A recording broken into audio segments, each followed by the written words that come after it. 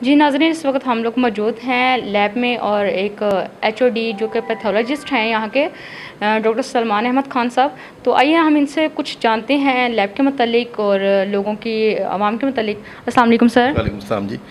मैं डॉक्टर सलमान हूँ जी, मैं यहाँ पे सीनियर पैथोलॉजिस्ट हूँ। ये हमारी जो लैब है ये बहुत state of the art lab है। यहाँ पे तकरीबन हम तमाम तरह के टेस्ट करते हैं, बिलखसूस जिसमें PCR है हेपेटाइटिस B का, C का, गिल्लड़ के टेस्ट हैं T3, T4, TSH, और इस तरह शुगर का 120 दिन का 3 महीने का टेस्ट करते हैं जिससे पता चलता है कि शुगर का लेवल क्या है, उसे HbA1c कहते हैं। वो भी यहाँ हमारे पास अवेलेबल है। इसके अलावा अगर हम लेटेस्ट टेस्टों में और जाएँ तो हमारे पास यहाँ CRP, C reactive protein available है, LDH अवेलेबल है। इस तरह के और जदीद टेस्ट जो कि कहीं और सरकारी जगह पे अवेलेबल नहीं हैं वो यहाँ हमारे पास अवेलेबल हैं। और ये जो हमारी लैब है ये हेल्थ केयर कमीशन से रजिस्टर्ड है, बल्कि लाइसेंसिंग है हमारे पास। और दूसरा ये है कि जो ये आपका है जो जिससे आप ये जो एक्रीडेशन होती है आपकी आपका ये जो जहाँ से हमारी Part 2 के ट्रेनिंग वगैरह होते हैं वहाँ उनकी भी टीम हमारे पास CPSP की college of physician and surgeon की आई है। उन्होंने भी हमें जो है एक्रीडेट किया है as a standard lab in Punjab, particularly in Lahore. ठीक है सर, मुझे ये बताइए कि एक दिन में कितने लोगों की सैम्पलिंग होती है यहाँ पे? हमारे पास आजकल तो डेंगू की वजह से बहुत लोड है। हमारा जो इमरजेंसी का डेंगू काउंटर है वहाँ पे तकरीबन 600 से 650 सैंपल पर डे हो रहे हैं सिर्फ CBC के। अगर हम यहाँ इंडोर में देखें तो यहाँ तकरीबन हमारे पास डेली 350 से 450 सैंपल होते हैं। एक सैंपल के अंदर 5 से लेकर 10, 15, 20, 25 टेस्ट होते हैं। अगर हम टेस्टों को काउंट करें तो अगर 500 फॉर एग्जाम्पल सैंपल है या 400 है, 400 को अगर हम 10 से भी मल्टीप्लाई करें तो ये कम से कम 4000 टेस्ट बन जाते हैं पर डे, जो कि सिर्फ और सिर्फ OPD लैब कर रही है। इसके अलावा इमरजेंसी लैब जो अलग लैब है, जो कि एक छोटी लैब जो कि इमरजेंसी में होती है, वो इमरजेंसी के टेस्ट वगैरह तमाम वहाँ पे होते हैं, वो भी बहुत बड़ी तादाद में होते हैं। अच्छा सर, आप मुझे ये बताइएगा कि मज़ीद इम्प्रूवमेंट के लिए आपको ये पैगाम देना चाहेंगे हुकूमत को? हमारे पास अल्हम्दुलिल्लाह MS साहब की कोऑपरेशन से तकरीबन सब चीज़ें यहाँ पे अवेलेबल हैं। कोई ऐसी चीज़ नहीं है कि जो हमें ऐसी हो कि जो यहाँ पे हमारे पास हम चाहते हो और वो ना हो रही हो। जिस चीज़ की हमें ज़रूरत पड़ती है हम रिक्वेजिशन MS साहब को भिजवाते हैं, वो चीज़ हमें प्रोवाइड कर दी जाती है। ठीक है सर, बंडल ऑफ थैंक्स। जी नाज़रीन, इस वक्त हम लोग मौजूद हैं head of department I department के HOD के पास और हम इनके व्यू जानते हैं। अस्सलाम वालेकुम सर। जी वालेकुम अस्सलाम। सर काइंडली अपना नाम बताइएगा। मेरा नाम डॉक्टर इशरत अली। अच्छा सर, आप यहाँ पे कब से तैनात हैं? मैं यहाँ मार्च 2020 से। ठीक है सर, आपके नए MS तैनात हुए हैं यहाँ पे, तो आपको क्या क्या चेंजिंग जो है वो आपको देखने में आई है? बहुत ही जो है ना अच्छे इकदाम इन्होंने आते ही किए हैं। सबसे पहले तो मरीज़ों की फलाह के लिए इन्होंने मरीज़ों को एक तो रिस्पेक्ट दी है। पहले मरीज़ जो हैं एक भगदड़ में होते थे, अब वो बड़े अच्छे तरीके से, बड़े बाइज़्ज़त तरीके से अपनी दवाई भी लेते हैं, अपना चेकअप भी करवाते हैं। और इनका जो हमें सबसे बड़ा एक मैसेज है आते ही, वो ये है कि पेशेंट के लिए मैं कोई कंप्रोमाइज़ नहीं करूँगा। अच्छा सर, यहाँ पे आई डिपार्टमेंट में किस किस मर्ज़ का इलाज किया जाता है? यहाँ पर ऑलमोस्ट जितनी भी आँखों की बीमारियाँ हैं उसमें सफ़ेद मोतिया टॉप पर है, और उसके बाद काला मोतिया है, उसके बाद स्क्विंट है, उसके बाद टोसिस एक होता है यानी आईलिड का गिर जाना, उसके अलावा छोटे छोटे हैं क्लेजियान जो इसे आप कहते हैं कि स्टाई है। इस तरह की चीज़ों की सर्जरी भी होती है। और सबसे ज़्यादा हमारा लोड होता है रिफ्रैक्शन का। उसके लिए हमारे पास कंप्यूटराइज सिस्टम है, वो यानी कि ऑटो रिफ्रैक्टोमीटर है। फिर हमारे पास कंप्यूटराइज ही प्रेशर लेने का तरीका है, जो कि कोरोना में हमें बड़ा हेल्पफुल हुआ, क्योंकि टच ही नहीं होता था। अनटच टेक्निक है, एयर पफ के ज़रिए यानी कि आई का प्रेशर ले लेते हैं। उसके अलावा ये है कि हमारे पास जो है सबसे अच्छी क्वालिटी के लेंस, इंट्राकुलर लेंस, जो कि दूसरे हॉस्पिटल में कहीं भी सब लोग ख़रीद के लाते हैं, हम यहाँ पे फ्री ऑफ कास्ट, एक पाई भी नहीं चार्ज होती। हमारा पेशेंट आता है और एंड तक उसको जो है ना वो सारी सर्विस मिलती है, और बड़ी अच्छी क्वालिटी के लेंस हमारे पास मौजूद। अच्छा सर, यहाँ पे फेको लेज़र की जो है वो सहूलत मौजूद है? हाँ, फेको लेज़र जिसे कहते हैं। फेको लेज़र बेसिकली एक स्मॉल इंसिजन सर्जरी है जो कि पिछले 25-30 साल से इन है। तो हमारी मशीन भी वो वर्किंग है। डॉक्टर साहब की स्पेशल उसके ऊपर कह रहे हैं कि हम 2 कंसल्टेंट हो तो एक और भी लेके देंगे हमें। वो पाइपलाइन में या प्रोसेस में है चीज़ें, तो वो भी इंशाल्लाह ताला उसकी भी सारी बड़ी तनदेही से उसके पीछे भी फॉलो कर रहे हैं। इंशाल्लाह वो भी जल्दी हो जाएगी। ठीक है सर, बहुत शुक्रिया। अच्छा सर, मुझे ये बताइएगा मज़ीद इम्प्रूवमेंट के लिए आप हुकूमत पंजाब से कोई पैगाम देना चाहेंगे या कोई रिक्वेस्ट करना चाहेंगे? और यहाँ पे ना जो एक डायबिटीज़ के जो पेशेंट हैं उनकी हमारे पास लेज़र मशीन है, वो उसके साथ लेज़र लगाते हैं। लेकिन उससे पहले एक और मशीन होती है, उसे कहते हैं OCT, तो वो यहाँ पे अवेलेबल करवानी चाहिए। OCT एक होती है, वो सर मुझे लगता है आपके एमएस साहब जो हैं वो भी करवा लेंगे, क्योंकि 13 ये 30 दिन में 30 चैलेंज तो कर लेते हैं पूरे। ये सुबह आते हैं और 8-9 बजे भी जाते हैं, लेकिन रात को 2 बजे भी हमें मैसेज करके पूछ रहे होते हैं कि फ़लाँ मसला क्या है और उसका क्या जवाब है और इसका सही हल चाहिए, सोल्यूशन मांगते हैं। ये नहीं कहते कि मसला सुनना। जी सर, आप क्या कहना चाहेंगे आई डिपार्टमेंट के वाले से? देखें, एक आई डिपार्टमेंट बेसिकली इस एरिया में एक बहुत बड़ी ब्लेसिंग है, और कोट ख्वाजा सईद हॉस्पिटल को जो पॉपुलेशन लगती है वो below the line, poverty line है, इतने गरीब लोग हैं, और फिर उनके बच्चे भी उनको बहुत सपोर्टिंग नहीं होते। तो यहाँ पे डॉक्टर इशरत साहब की सरबराही में पहले भी डॉक्टर साहब थे, वो बहुत अच्छा काम करते थे, लेकिन डॉक्टर इशरत साहब के आने से ये डिपार्टमेंट बहुत ज़्यादा फ्लरिश हुआ, और इसमें इनकी जो सपोर्टिंग टीम है जिसमें डॉक्टर काशिफ हैं और डॉक्टर रिजवान, ये बड़े डेडिकेटेड पर्सन हैं। डॉक्टर रिजवान तो हमारे वो पुराने लोगों में से हैं जो मरीज़ों को साथ इतने इंटरेक्टिव हैं कि उनकी फैमिलीज़ के साथ भी। तो इनकी कोशिशों के साथ, इनकी सजेशन को लेके, तो इंशाल्लाह हम इसको एक state of the art I institution बनाएंगे, और गवर्नमेंट को हम सारी वो जो इसकी रिक्वेस्टें भेजेंगे जिसमें एक बड़ा आई डिपार्टमेंट बन सके और इसका इंडिपेंडेंट एक ऑफ्थेमोलॉजी यूनिट बन सके जैसे बड़े टीचिंग हॉस्पिटलों में होता है। तो इंशाल्लाह ये मेरी पूरी एफर्ट्स और पूरा कोऑपरेशन इनके साथ रहेगा। ठीक है सर, बंडल ऑफ थैंक्स। जी नाज़रीन, इस वक्त हम लोग मौजूद हैं कोट ख्वाजा सईद टीचिंग हस्पताल की एमरजेंसी में, और हमारे साथ मौजूद हैं डॉक्टर इमरान असलम जो कि डायरेक्टर ऑफ एमरजेंसी हैं, और इससे पहले वो ओपीडी में एज ए कंसल्टेंट अपनी जो है ज़िम्मेदारियाँ निभा रहे थे, मरीज़ों को अटेंड कर रहे थे और उनसे दुआएँ ले रहे थे, और शायद उनकी दुआओं की बदौलत आज ये सीट पर बैठे हुए हैं। अस्सलाम वालेकुम सर। जी वालेकुम सलाम। सर कैसे हैं आप? अल्हम्दुलिल्लाह। अच्छा सर, मुझे ये बताइएगा आपने ये चार्ज कब संभाला है? मोर देन 1 मंथ हो गया, और इससे 1 माह से ज़्यादा ही हो गया दिन जो मुझे यहाँ पर आए हुए, जब से हमारे एमएस साहब ने, डॉक्टर आसिफ इसहाक साहब ने चार्ज संभाला इधर। पहले वो यहाँ पे एक्टिंग एमएस साहब थे, तो तभी उन्होंने डायरेक्टर्स का जो है ना, एक जो हॉस्पिटल की मैनेजमेंट के लिए उन्होंने एक नया आइडिया जो है ना उसको इंट्रोड्यूस कराया, जो कि डिफरेंट हॉस्पिटल्स में ऑलरेडी जो है वो चल रहा है। तो यहाँ पे भी पहली दफ़ा इन्होंने डायरेक्टर्स जो है ना डिफरेंट डिपार्टमेंट्स के हायर किए हैं, जो कि जो HODs हैं उनके साथ कोलैबोरेशन किया कि हॉस्पिटल की मैनेजमेंट, पेशेंट से रिलेटेड जो चीज़ें करने वाली हैं उनको फैसिलिटेट करने के लिए जो चीज़ें हैं उसके ऊपर ज़्यादा अच्छे से फोकस किया जा सके। तो फिर इसलिए जो उनके चार्ज संभालने के बाद से जो है ना मुझे इधर पोस्ट किया गया। पहले मैं OPD या था, मेडिकल स्पेशलिस्ट जो है वो काम कर रहा था। अच्छा सर, एज अ डायरेक्टर आपके ज़िम्मे में कौन सी ज़िम्मेदारियाँ रिस्पॉन्सिबिलिटीज़ आ गई हैं जो कि आपको निभानी पड़ी हैं यहाँ पे? एज अ डायरेक्टर तो ओवरऑल ही एमरजेंसी देखनी पड़ती है, क्योंकि इसमें हमारे पास सबसे जो मेन चीज़ है वो है रिससिटेशन एमरजेंसी के अंदर। उसको देखने की ज़रूरत है। फिर डेंगू जो इस वक्त एपिडेमिक चल रहा है उसको बड़े अच्छे तरीके से हैंडल किया गया। हमने मोर देन 1 मंथ इसके ऊपर फोकस किया हुआ है और अभी भी चल रहा है। फिर पेशेंट की अकॉर्डिंगली जो है ना यहाँ पे ज़्यादा था कि जो फार्मास्यूटिकल कंपनीज़ है ना उनका इजारादारी बहुत ज़्यादा थी। वो एमएस साहब ने आके ना उस चीज़ को बिल्कुल ख़त्म कर दिया, क्योंकि पहले यहाँ पे थी फार्मास्यूटिकल कंपनीज आती थी, वो आके अपनी मेडिसिन लिखवाती थी डॉक्टर साहब से आके। तो क्योंकि इवनिंग और नाइट में हमारे पास आउटडोर की मेडिसिन अवेलेबल नहीं थी, तो इसलिए ना उनका ज़रा ज़्यादा होल्ड था यहाँ पर। तो इसलिए अब हमने एमएस साहब ने यहाँ पर एमरजेंसी में भी, इवनिंग और नाइट शिफ्ट में भी आउटडोर की जो OPD हमारी मेडिसिन है वो अवेलेबल करा दी है। तो अब हर पेशेंट को हम 2 से 3 दिन की मेडिसिन दे के भेजते हैं, ताकि वो उसके बाद फॉलोअप जो है ना वो OPD में, जनरल OPD में करे वो आके। अच्छा सर, आपके यहाँ पे तैनात होने के बाद क्या क्या चेंजिंग आई हैं वो बताइएगा। हमने इधर आके सबसे पहले तो जो सर्जरी हमारी थिएटर है उसको डॉक्टर अब्दुर्रहमान के अंडर करके उसको 24/7 जो है ना वो अब एमरजेंसी सर्जरीज़ होती हैं। फिर हमने इनका यहाँ पे डेंगू काउंटर जो है उसको एक्सटेंड किया है। वहाँ पे जो ना हम उसके लिए फर्दर जो फॉर्म्स हैं वो उसके लिए बना रहे हैं।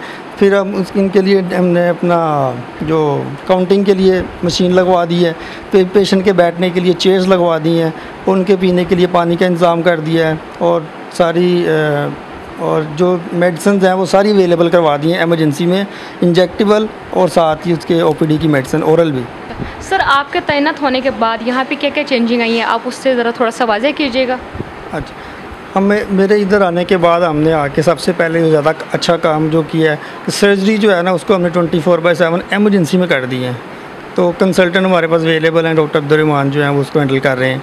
उसके बाद हमने यहाँ पे मेडिसिन जो हैं वो कर दी है, इनकी ओपीडी की मेडिसिन भी इवनिंग और नाइट शिफ्ट में अवेलेबल करवा दी है, क्योंकि सबसे ज़्यादा जो इश्यूज़ थे वो हमारे थे फार्मास्यूटिकल कंपनीज़ के। वो यहाँ पे ना उनकी इवनिंग और नाइट शिफ्ट में, क्योंकि हमारी ओपीडी बंद होती है तो मेडिसिन बाहर से लिखी जाती थी और पेशेंट के ऊपर काफ़ी ज़्यादा बर्डन था, ठीक है। तो उसको हमने हैंडल करने के लिए एमएस साहब ने फिर इवनिंग और नाइट शिफ्ट में एमरजेंसी के अंदर जो है ना आउटडोर की मेडिसिन अवेलेबल कराई हैं। अच्छा सर, मुझे ये बताइएगा कि एमरजेंसी में कौन कौन सी चीज़ है जिसकी कमी आपको लगता है कि अभी तक है और उसको पूरा होना चाहिए? देखिए, एमरजेंसी में सबसे बड़ा इशू जो है ना वो हमारा है मैन पावर का। डॉक्टर्स और पैरामेडिकल स्टाफ जो है ना वो कम है, पेशेंट रेट बहुत ज़्यादा है। पेशेंट रेट यहाँ पे म्यो सर्विसेज जितना है, बल्कि पेशेंट हमारे पास पर डे 2000 से ज़्यादा पेशेंट जो है ना रिपोर्ट कर रहा है 24 आवर में, लेकिन हमारे पास डॉक्टर सिर्फ 4-5 होते हैं। तो ये इसकी ज़्यादा ज़रूरत है हमें, और साथ साथ ये है कि हमें मज़ीद फंड्स रिक्वायर्ड हैं। बिल्डिंग देखें, इसकी इश्यूज़ हैं काफ़ी, तो इन चीज़ों के ऊपर फोकस जो है ना वो किया भी है हमने, बिल्डिंग डिपार्टमेंट को लिख के भेजा हुआ है। वो इंशाल्लाह ताला अगर अप्रूव हो जाता है तो फिर उसके ऊपर भी साथ फोकस हो जाएगा हमारा। अच्छा सर, नर्सिस का स्टाफ आपके पास मैंने सुना था शॉर्टेज है, उसके बारे में आप क्या कहना चाहेंगे?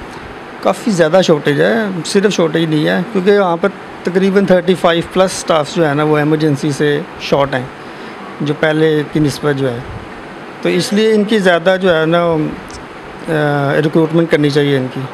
अच्छा सर, यहाँ पे बेड्स, मेल वार्ड्स और फीमेल वार्ड्स के बेड्स, उनके हवाले से आप क्या कहना चाहेंगे? और उनकी जो सफाई सुथराई है, कितने दिन के बाद उनके बेड्स की शीट चेंज करवाई जाती है, और उसका क्या यानी कि सिस्टम है, कौन इसको जो है वो देख के लिए? वो तो हर शिफ्ट में चेंज होती हैं, और जो वैसे भी अगर कोई पेशेंट ब्लड वगैरह का इस तरह स्टेन आ जाती है तो वो तभी चेंज हो जाती हैं, हर वक्त नीट एंड क्लीन रहती हैं। अच्छा सर, आप मिनिस्ट्री ऑफ हेल्थ को क्या पैगाम देना चाहेंगे अपने? मिनिस्ट्री ऑफ हेल्थ को यही मैं पैगाम देना चाहता हूँ कि इस हमारा जो कोटखारा ऐसी अस्पताल है इसके ऊपर थोड़ा सा फोकस ज़्यादा करने की ज़रूरत है, क्योंकि ये भी इतना ही काम कर रहा है जितने म्यो सर्विसेज और बाकी बड़े अस्पताल कर रहे हैं। यहाँ पे हमारे पास डॉक्टर्स बहुत ज़्यादा कम है, और हमारी स्टाफ्स भी और पैरामेडिकल स्टाफ जो है इसकी रिक्रूटमेंट की बहुत अशद ज़रूरत है, और हमने डिमांड भिजवाई भी हुई है, तो उसके ऊपर काइंडली जो है ना वो फोकस किया जाए, तो इंशाल्लाह ये हॉस्पिटल भी बाकी अस्पतालों की तरह ही काम कर रही है इनका। अच्छा सर, मेडिसिन के हवाले से क्या कहना चाहेंगे? मैंने कुछ लोगों से सुना है कि मेडिसिन का बहरान है इस हॉस्पिटल में, आप इस बारे में क्या कहना चाहेंगे? नहीं, मेडिसिन का कोई बहरान नहीं है, आप जाके अभी फार्मेसी चेक भी कर सकते हैं, क्योंकि जो मेडिसिन डॉक्टर लिख देता है वो अवेलेबल है हमारे पास, और जो डिस्चार्ज भी हमें मेडिसिन देनी है वो भी हमारे पास अवेलेबल है। तो बहरान फिर कहाँ से आएगा? ये तो लोग बातें वैसे ही कर लेते हैं, लेकिन उनको हर इंजेक्टिबल और हर ओरल मेडिसिन दे के ही भेजा जाता है हॉस्पिटल से, चाहे ओपीडी हो चाहे एमरजेंसी हो। ठीक है सर, बहुत शुक्रिया आपने। और सर मुझे ये बताइएगा, आपने मिनिस्टर ऑफ हेल्थ को तो पैगाम दे दिए, आप आवाम को क्या मैसेज देना चाहेंगे? बिकॉज आप एमरजेंसी में होते हैं, यहाँ पे बहुत से केसेस आपको देखने में मिलते हैं, यहाँ तक एमएलसी वगैरह भी आपके पास ही आते हैं, आप आवाम को क्या मैसेज देना चाहेंगे? देखिए, आवाम को ये एजुकेट करने की असल में ज़रूरत है उनको कि एमरजेंसी का मकसद क्या है। यहाँ पे जो एमरजेंसी केसेस हैं वो ज़्यादा फोकस्ड होने चाहिए। यहाँ पर हमारे पास एमरजेंसी केसेस सिक पेशेंट के साथ साथ ओपीडी पेशेंट बहुत ज़्यादा होता है, इसलिए जो है ये हमें आवाम को एजुकेट करने की ज़रूरत है कि जो ओपीडी इश्यूज़ हैं उसको ओपीडी में रिजॉल्व करें, जाके इधर रश जो है एमरजेंसी में एक्स्ट्रा जो है, और एक मरीज़ के साथ 10-10, 13-13 और जो है अटेंडेंट आए होते हैं, उस वजह से भी बहुत ज़्यादा जो है प्रॉब्लम्स होती हैं। तो पेशेंट को हम एजुकेट कर भी रहे हैं, और हमने 2-3 इस तरह सेमिनार भी किए हैं। आपने देखा भी होगा कि योगा का भी हुआ था हेल्थ के लिहाज से, और एजुकेशन के लिहाज से भी हमने सेमिनार्स किए हैं लोगों को एजुकेट करने के लिए कि एमरजेंसी में एमरजेंसी केसेस जो है ना वो रिपोर्ट होने चाहिए, जो ओपीडी है उनको ओपीडी में रिजॉल्व करना तो ज़्यादा बेहतर होता है। जी नाज़रीन, हम लोग इस वक्त खड़े हैं इमरजेंसी में, और हमारे पास एक पेशेंट है, उनके अटेंडेंट खड़े हैं जो कि अपना व्यू देने के लिए बेकरार हैं। हम जानना चाहेंगे ये क्या कहना चाहते हैं। अस्सलाम वालेकुम सर। वालेकुम अस्सलाम। जी सर, कैसे हैं आप? बहुत अच्छे। अच्छा सर, मुझे ये बताएं कि आप क्या कहना चाह रहे हैं? बहुत देर से आप वेट भी कर रहे हैं हमारा अपना व्यू देने के लिए। मैं ये कहना चाह रहा हूँ कि फ़र्स्ट एंट्री से लेके वार्ड तक बहुत अच्छा रिस्पॉन्स है, ट्रीटमेंट अच्छा है, और इनका तावन बहुत अच्छा है सबका। एमएस साहब का भी, जो इनसे पहले भी लोग थे सीनियर, इनके बहुत अच्छा डॉक्टर साहबान। और आवाम को ये चाहिए कि जो वबा है ना इसको हल करना, हमने इनसे लड़ना नहीं है आके। हमारे यहाँ पे मैंने देखा आगे कि लोग जल्दी में होते हैं, कहते हैं जी हमारा काम पहले हो जाए, लेकिन स्टेप बाई स्टेप काम होता है, जिससे उनको भी आसानी हो जाती है। हमें कोऑपरेट करके चलना चाहिए। ये एक ऐसा निज़ाम है जो स्टेप बाई स्टेप आता है। डॉक्टर साहिबान अपनी ड्यूटी अच्छी कर रहे हैं और सफाई का भी निज़ाम अच्छा जा रहा है इनका। हर तरह से ना मुकम्मल तौर पे सेटिस्फाई हुए हूँ मैं बहुत आज आके ना खुश हूँ कि मैंने देखा है कि कोट ख्वाजा शहीद अस्पताल में या अदर हॉस्पिटल में बहुत अच्छा निज़ाम चल रहा है और ट्रीटमेंट अच्छा हो रहा है। ये लोग गलत कहते हैं जी वहाँ पे हॉस्पिटल में कुछ नहीं हो रहा। जी हम प्राइवेट जाते हैं डॉक्टरों के पास, वहाँ पे वेट करना पड़ता है। हमें इधर भी वेट करना चाहिए। स्टेप बाई स्टेप आए। डेंगू का काउंटर लगा हुआ है, सिक्योरिटी तावन रखते हैं, लेकिन यहाँ पे लोग आके सिक्योरिटी वालों से आया से बदतमीज़ी करते हैं। ये ना करा करें, खुदारा ये ना करा करें, इनसे तावन करें और अपना काम जो है ना जारी सारी रख सके। बस यही कहना चाहूँगा। ठीक है सर, बहुत शुक्रिया। हम कोशिश करेंगे हम आपका पैगाम जो है वहाँ तक पहुँचा सके। ठीक है, थैंक यू सो मच। और मेरे वार्ड में भी इसी थी, मेरे वार्ड की तरह इसी तरह रश है और एक पेशेंट जो इनके एक बेड पे 2-3 पेशेंट जो हैं वो एडजस्ट कर रहे हैं। तो सर वंस अगेन अपना व्यू बताइएगा मेल वार्ड्स के बारे में। मेल वार्ड के बारे में भी यही मैंने बताना है कि यहाँ पर पेशेंट तो सारे अटेंड हो रहे हैं, लेकिन हमारे पास जो है ना स्टाफ्स वो भी कम है और आपको पता है कि पेशेंट रेट ज़्यादा है, इसलिए इनको इंतज़ार करना पड़ता है अपनी अपनी बारी का। और जो ज़्यादा सिक पेशेंट होता है उसको हम पहले से जो फर्स्ट प्रायोरिटी पे उसको ट्रीट करते हैं, फिर बाकी पेशेंट के अकॉर्डिंगली इस तरह चलना पड़ता है। अगर यही हमारी अपील है कि अगर ये हमारे पास अमला ज़्यादा हो तो ज़्यादा अच्छे प्रॉपर तरीके से काम हो सकता है। बेड्स की तादाद ज़्यादा होनी चाहिए ताकि ओवरऑल जो है ये कंडीशन जो है हमारी बेहतर परफॉर्म करेंगे। अच्छा सर, मुझे ये बताइएगा रेस्क्यू के स्टेशन इंचार्ज से मेरा बात हुई है, यानी कि 2-3 रेस्क्यू स्टेशन इंचार्ज से मेरी बात हुई है। उनका ये कहना है कि हम लोगों को बाकी तो हर किस्म का हमारा कोऑपरेट करते हैं एमरजेंसीज़ में, लेकिन सबसे जो मेजर प्रॉब्लम है वो ये है कि हमारी एमरजेंसी का डायरेक्टर्स जितने भी हैं या डॉक्टर्स हैं उनसे रिक्वेस्ट है कि एक या 2 बेड जो है वो प्रोटोकॉल जिनके जो रेस्क्यू में आते हैं उनके लिए खाली होना चाहिए। उसके बारे में आप क्या कहेंगे? देखिए, रेस्क्यू का हर पेशेंट एंटरटेन होता है। वो तो जब जो भी पेशेंट सिक पेशेंट आता है 1122 के साथ लेके, वो हमने रिससिटेशन रूम उनके लिए सबसे पहले पेशेंट वहाँ पर लैंड करता है। ठीक है, वहाँ पे रिससिटेट होने के बाद पेशेंट वो फिर शिफ्ट होता है या आईसीयू में शिफ्ट होता है या फिर वार्ड्स में, जहाँ पे एमरजेंसी वार्ड्स में शिफ्ट करना था वो उसके अकॉर्डिंगली हो जाता है। तो ऐसा कोई इशू नहीं है कि नहीं सर, वो ये कहते हैं कि जब हम लोग हॉस्पिटल में पहुंचते हैं तो बेड खाली ना होने की वजह से हमें यहाँ पे काफ़ी देर वेट करना पड़ता है। सिर्फ यहाँ पे नहीं, मियो हॉस्पिटल में, जेके गेट हॉस्पिटल में, जेके गेट हॉस्पिटल के तो और भी बहुत सारी कंप्लेंट्स हैं। उसे स्टार्ट किया गया है यहाँ। ये जब से डेंगू एपिडेमिक शुरू हुआ तब से हमने डेंगू काउंटर जो है वो इस्टेब्लिश कर दिया था।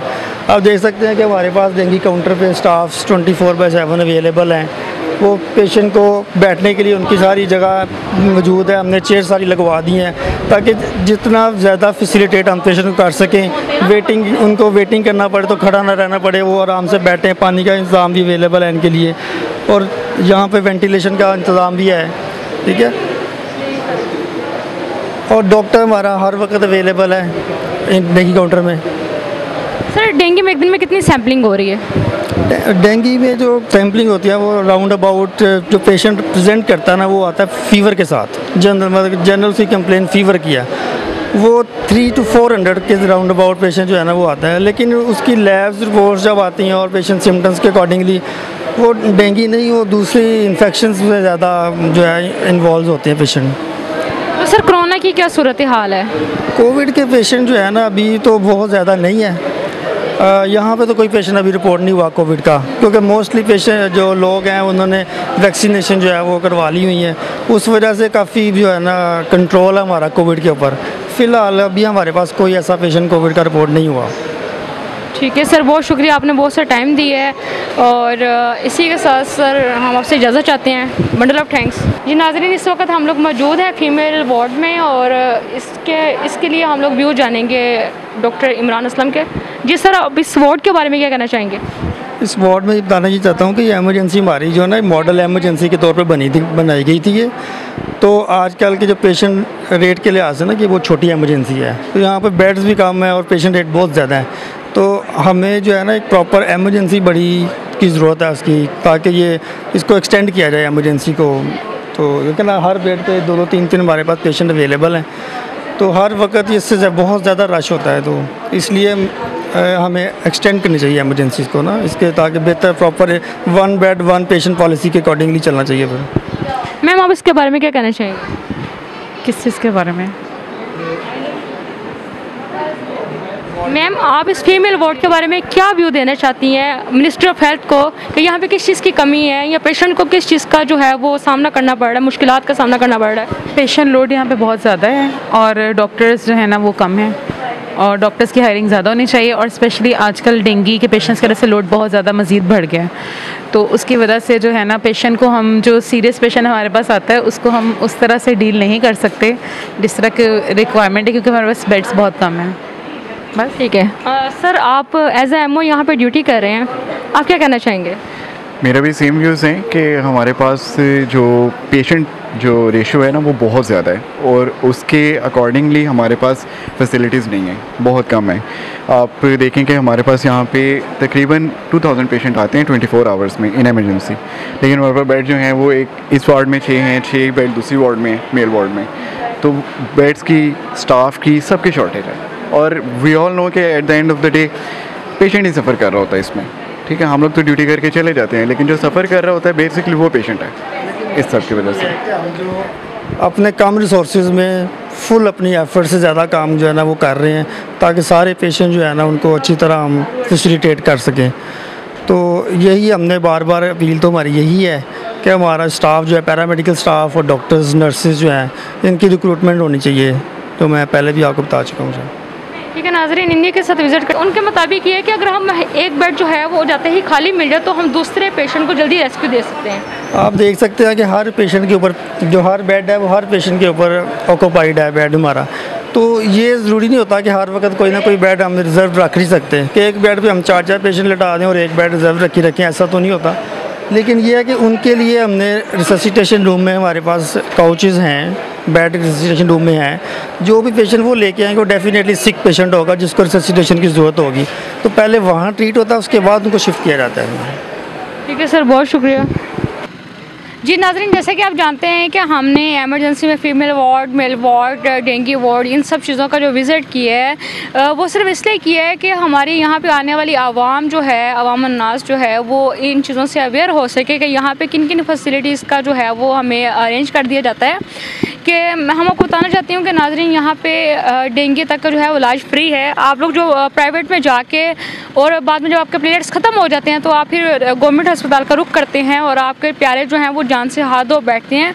तो आप लोगों से मेरी गुजारिश है कि जब गवर्नमेंट आपको फैसिलिटीज़ अवेल कर रही है तो आप इन सहूलियात का फ़ायदा उठाएं और यहाँ से अपना इलाज करवाएं। तो जैसा कि डॉक्टर इमरान असलम ने बताया कि यहाँ पे बहुत अच्छे तरीके से इलाज किया जाता है, 2 दिन की मेडिसिन भी फ्री दी जाती है और एमरजेंसी में हर किस्म की फैसिलिटीज़ जो हैं वो यहाँ पे मौजूद हैं। तो मेरा ख्याल है कि आप लोगों को भी थोड़ा सा डॉक्टर्स और नर्सेज के साथ कोऑपरेट करना चाहिए। आप लोगों को कोऑपरेट, देखिए कोऑपरेट के साथ ही आप लोग जो हैं वो चल सकते हैं, ना कि जैसे कि आप लोग मिसबिहेव करते हैं। जल्दबाजी जो है वो हमेशा इंसान को नुकसान पहुंचाती है। तो बराए मेहरबानी आप लोग भी डॉक्टर्स के साथ, अवाम यानी जो अवाम है वो डॉक्टर्स के साथ, नर्सेज के साथ और स्टाफ के साथ जो है वो अपना बिहेवियर अच्छा रखें। इसी के साथ अपनी मेज़बान में मोना गुल चौधरी और अपने कैमरामैन वसीम कबड्डी को इजाज़त दीजिएगा। अल्लाह हाफिज़।